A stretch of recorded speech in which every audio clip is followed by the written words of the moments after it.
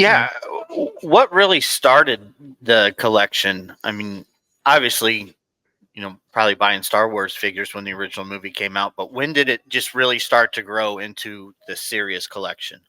Well, that's a bit of a story. So let me go back to the beginning.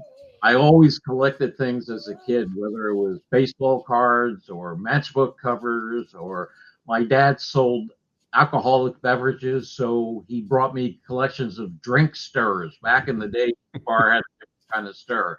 So I had weird collections as a kid, but I was intense upon collecting Hopalong Cassidy bread wrappers. You name it, I collected it.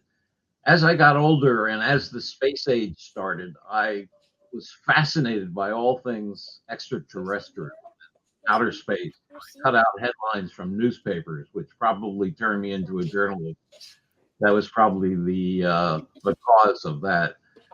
And um, when I was an adult and had some disposable income, I was collecting Japanese battery operated plastic and tin robots from the 50s, 60s, 70s, space toys. I had a Star Trek collection, a Major Matt Mason collection.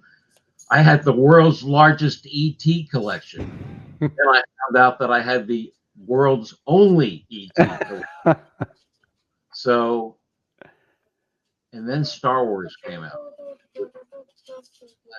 I was blown away by Star Wars. I saw it at a media screening because I was a reporter at the Los Angeles office at the Wall Street Journal at that time.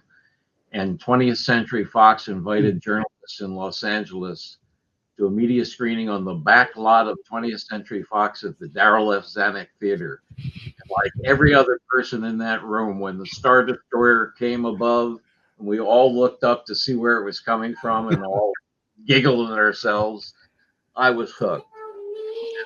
That is After the movie was over, I went up to the vice president of communications and said, "Can I get my screening ticket back?" That was one of my first collectibles for Star Wars. Wow. And Star Wars then was an addition to everything I had.